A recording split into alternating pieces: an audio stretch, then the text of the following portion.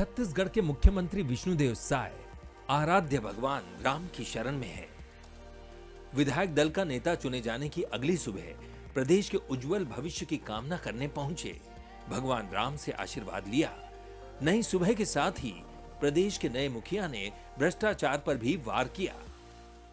भगवान राम के दरबार में आए थे उनसे आशीर्वाद लेने कि अब ताज तो मिल गया, लेकिन इसको 5 साल ठीक से निभा पाएं, छत्तीसगढ़ का सभी वर्गों का समुचित विकास कर पाएं, छत्तीसगढ़ पूरे देश में विकास की दृष्टि से अपना एक अच्छा स्थान बनाए। भ्रष्टाचार के जितने भी आरोप हैं सब पर जांच होगी और दोषी पाए जाने पर उनके ऊपर सख्ती से कार्रवाई होगी। करीब 3 दशक पहले राजनीतिक करियर की शुरुआत करने वाले साय प्रदेश के उन दिग्गज आदिवासी नेताओं में शुमार हैं जिन्होंने पंच के पद से केंद्र की राजनीति और अब प्रदेश के मुखिया बनने का सफर तय किया।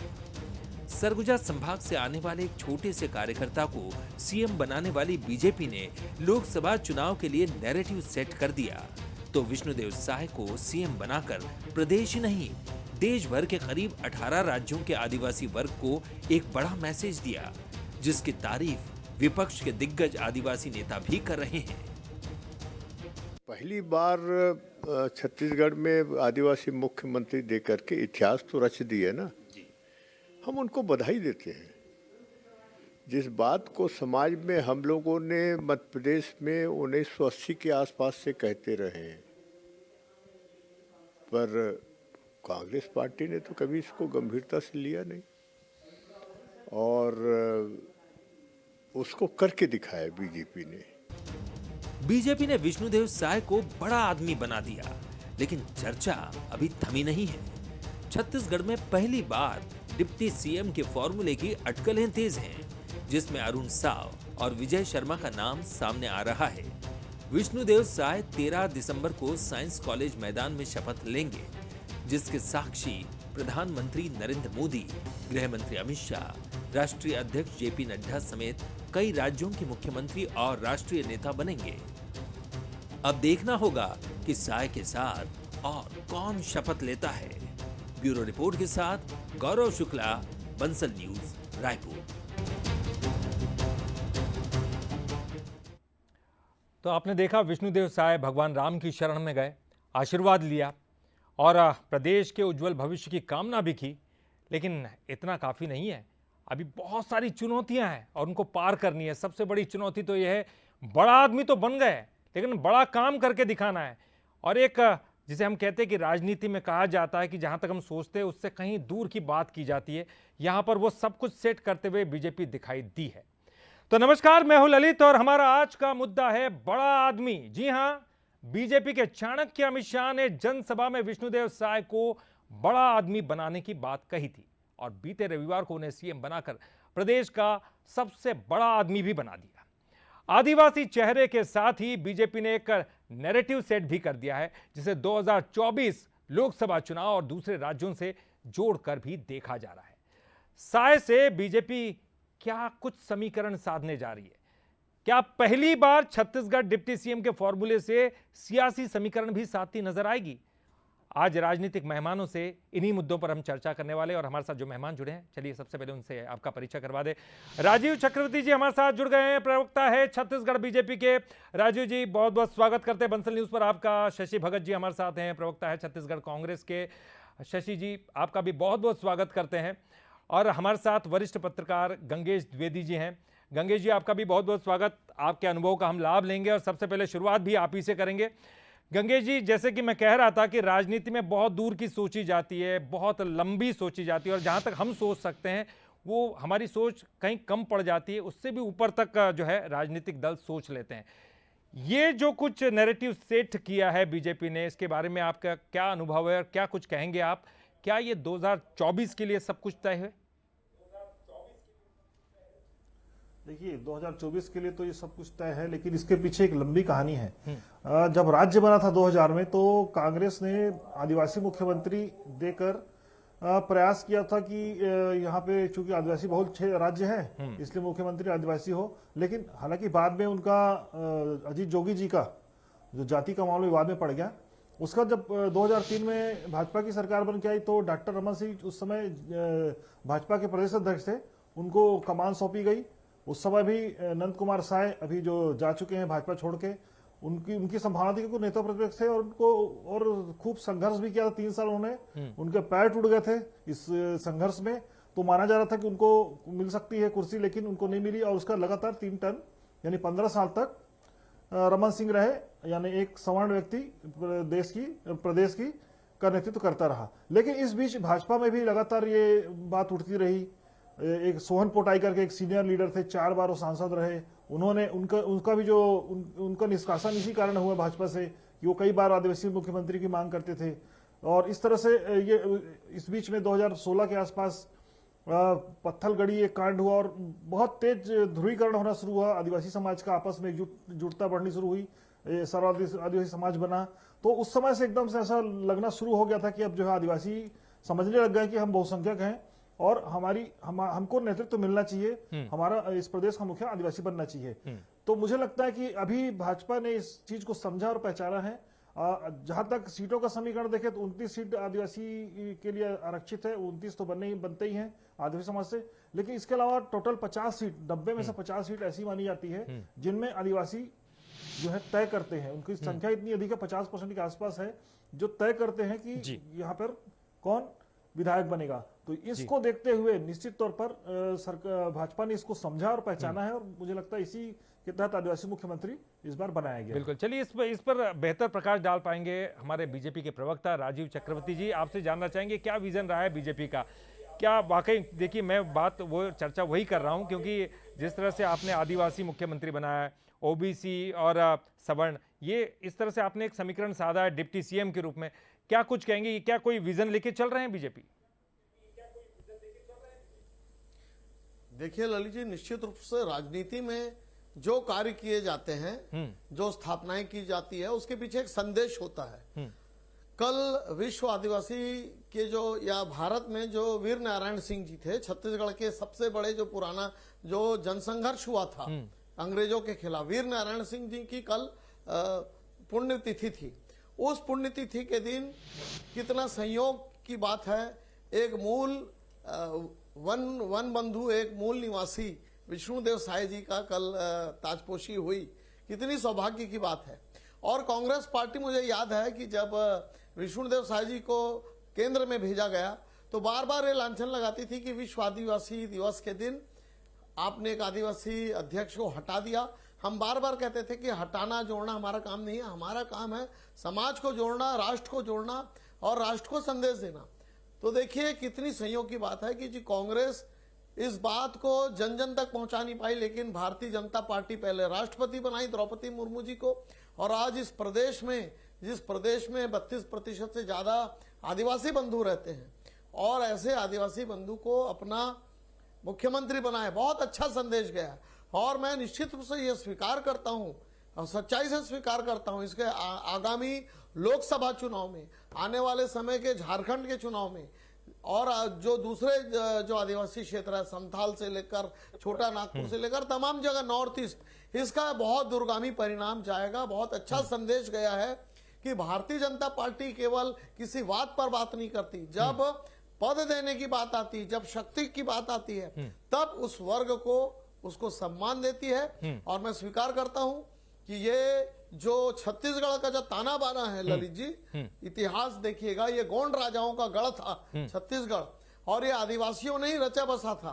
बाकी हालांकि आदिवासी बंधु कभी भी इस प्रकार की कोई भावना नहीं रखते कि तुम बाहर के हो, तुम अंदर के हो, सारे लोगों के बीच समाहित हो जाते हैं। ऐसी सुंदर संस्कृति, इतने अच्छे लोग हैं और ये मूल निवासी है, धरती को पूजने वाले। पर ये इस परिपाटी का पालन तो आपने इसी बार किया है, पहले रमन सिंह थे, इतने 3 टर्म में तो रमन सिंह थे, ये परिपाटी का पालन तो आपने अभी किया है। वही तो बात है, उन्होंने भी आदिवासियों की सेवा की। चलिए ललित जी, उन्होंने भी आदिवासी, देखिए हम तो राष्ट्रवाद की बात करते हैं, लेकिन जो स्थानीय स्तर पर जो मांग होती है, जो जन भावना रहती है, जन भावनाओं का भी आदर करना पड़ता है। शशि जी, जी नरेंद्र मोदी जी भी आप कहेंगे कि वो किसी को प्रधानमंत्री, बिल्कुल, चलिए मैं आगे बढ़ना चाहूंगा, मैं आपके पास फिर आऊंगा, मैं आपके पास फिर आऊंगा। शशि जी, आप क्या कुछ कहेंगे, क्योंकि देखिए आप लगातार ये कह रहे थे कि अभी तक मुख्यमंत्री का चेहरा सामने नहीं ला पा रहे हैं, उन्होंने तो ला दिया, आपके पास कौन सा चेहरा है नेता प्रतिपक्ष के लिए?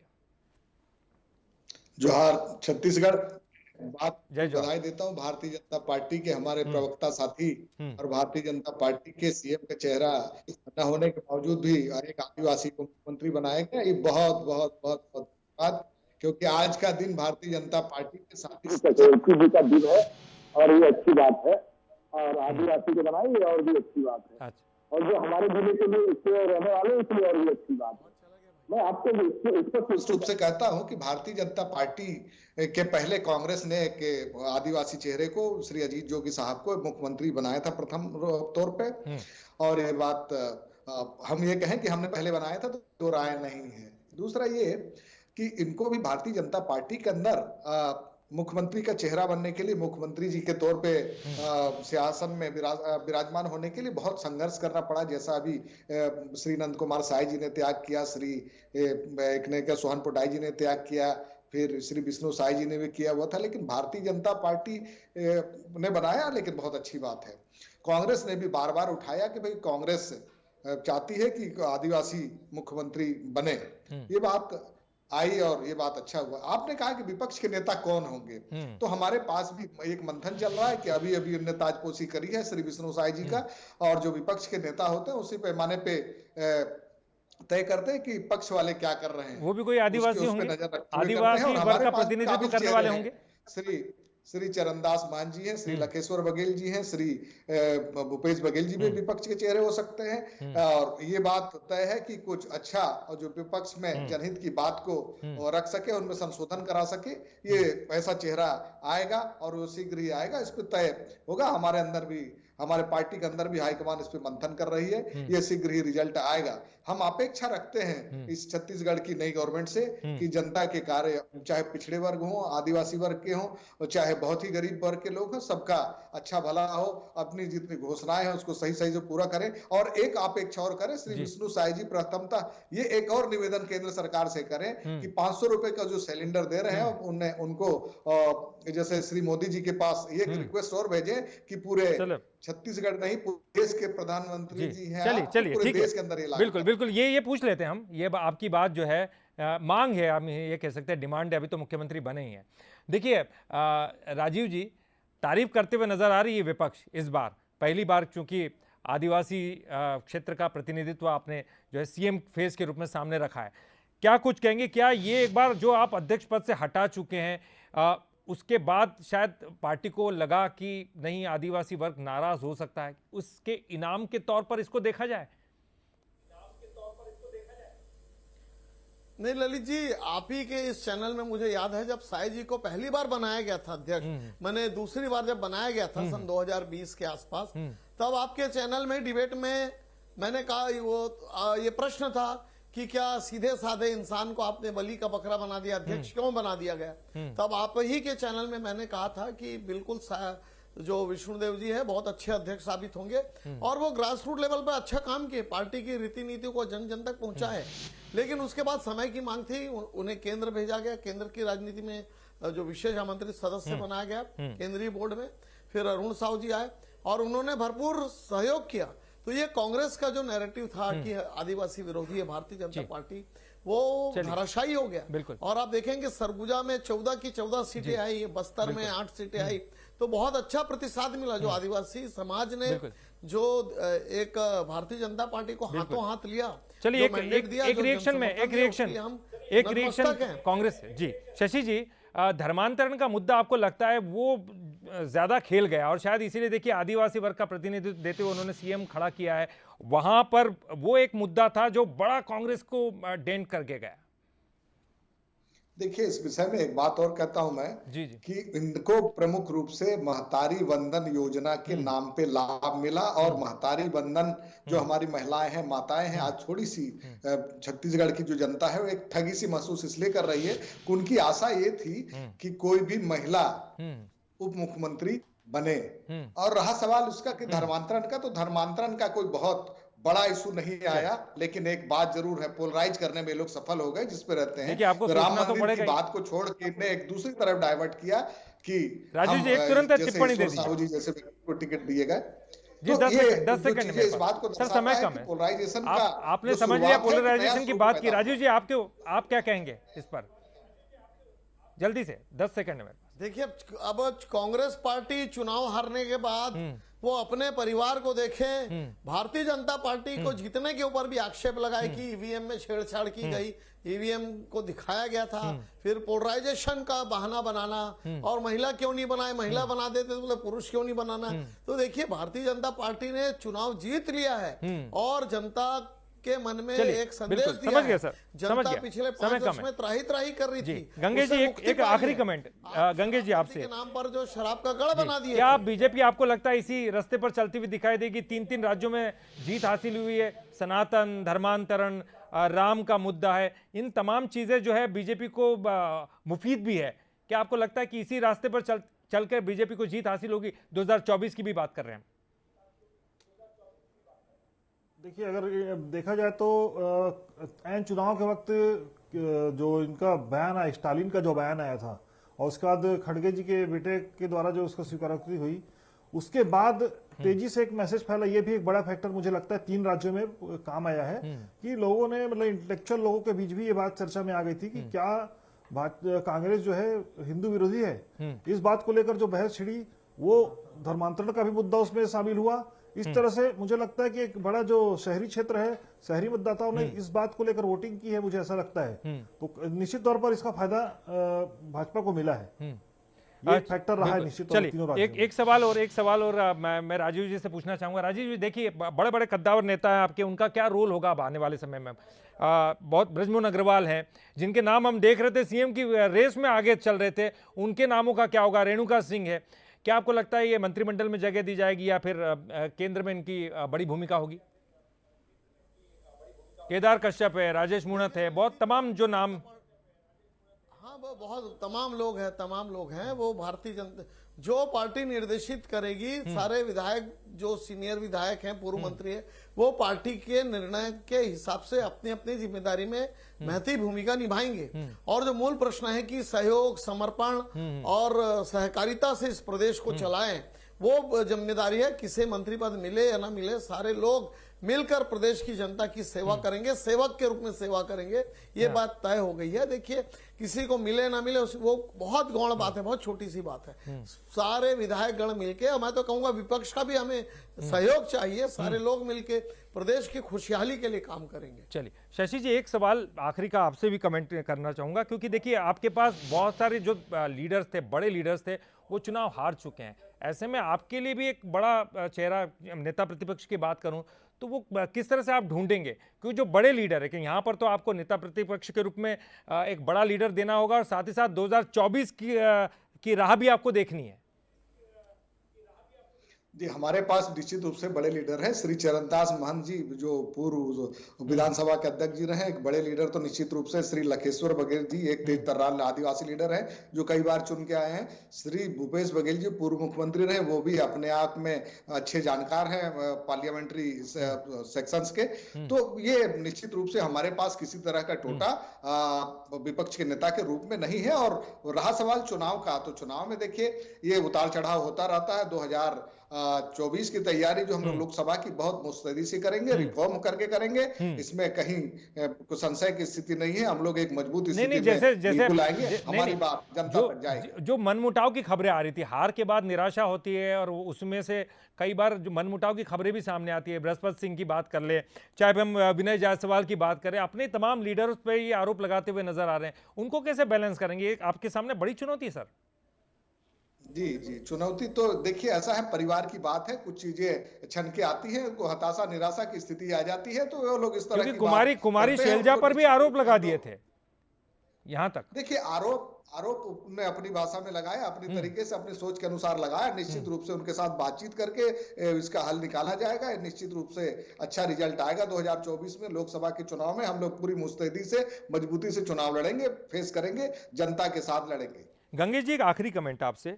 किस तरह से आप देखते हैं, आप दोनों की राजनीति आप देख रहे हैं। पहले तो लगातार कयास लग रहे थे, पता नहीं कौन सी पार्टी जीतेगी, कांग्रेस कभी आगे कभी बीजेपी आगे। अब ये साफ हो गया बीजेपी ने यहाँ पर बम्पर जीत हासिल की है, लेकिन अब जो चुनावी वादे हैं, दावे हैं, उनको पूरा करना है। बड़ी सारी चुनौतियां भी सामने हैं, कांग्रेस के लिए भी 2024 का चुनाव सामने है। किस तरह की रणनीतियों पर अमल करना चाहिए, क्या सोचते हैं आप? निश्चित तौर पर देखिए, जिस तरह भूपेश बघेल ने पिछले 5 साल तक किसानों को एमएसपी पे जो उन्होंने वादा किया था उस एमएसपी पे धान की कीमत दी, भले 2 किस्तों में दिया। इन्होंने वादा किया है कि 1 पुश्त देंगे धान की कीमत, तो ये 5 साल तक दे पाए, इसका इनको खास तौर पर ध्यान रखना पड़ेगा। क्योंकि लगातार इसमें किसान और यहाँ की जनता, महतारी वंदन योजना जिसमें महिलाओं का लगता है खास तौर पर महिलाओं का समर्थन मिला है, इसको लगातार 5 साल तक जारी रखना। और इसी तरह से और भी योजनाएं हैं, युवाओं के लिए कई सारी घोषणाएं हुई हैं। निष्पक्ष जांच पीएससी की बड़ा मुद्दा था भ्रष्टाचार में, यूथ निश्चित तौर पर इसको लेकर मुझे लगता है कि भाजपा को वोट दिया हुआ। इन सब चीजों को अगर भाजपा लगातार 5 साल के अंदर करती है तो निश्चित तौर पर उनको आगे भी समर्थन मिलता रहेगा। नहीं तो तुलना तो होगी, क्योंकि भूपेश बघेल भी जिस स्थिति में हारे हैं उस स्थिति में ऐसा नहीं लग रहा था कि कांग्रेस इतना बुरी तरीके से हारेगी जी। सभी को आश्चर्य हुआ, लेकिन उसके बाद अब तुलना होगी, जैसे कि आप कह रहे हैं कि आगे तुलना तो होगी। आने वाला समय दोनों ही पार्टियों के लिए चिंतन मनन का होगा। एक जीत के बाद चिंतन करेगा, एक हारने के बाद चिंतन करेगा, क्योंकि सामने तो 2024 है ना सर, और उसको साथ में सामने देखते हुए आगे चलना होगा। बहुत बहुत शुक्रिया करेंगे राजू जी आपका भी, शशि जी आपका भी, और गंगेश जी आपका भी बहुत बहुत शुक्रिया। आपके अनुभव का लाभ हमको मिला और बहुत सारी चीज़ें भी हमको जानने को मिली। तो देखिए, राजनीति में वही हम लगातार कहते हैं कि हम जहां तक सोचते हैं उससे आगे की बात की जाती है। तो 2024 का गणित यहां पर देखा जा रहा है दोनों ही पार्टियों के द्वारा। लेकिन बड़ी बात यह है कि मुख्यमंत्री की घोषणा तो हो गई, लेकिन आप जितने दावे किए थे, जितने वादे किए थे, उनको निभाना है और बड़ी चुनौती है आने वाली सरकार के सामने, और वो किस तरह से निभाएगी आने वाला वक्त बताएगा। फिलहाल इस खास पेशकश में इतना ही। बड़ा आदमी आप देख रहे थे, लेकिन आज का मुद्दा में फिलहाल इतना ही। बंसल न्यूज पर खबरों का सिलसिला आपको पता है कभी नहीं थमता।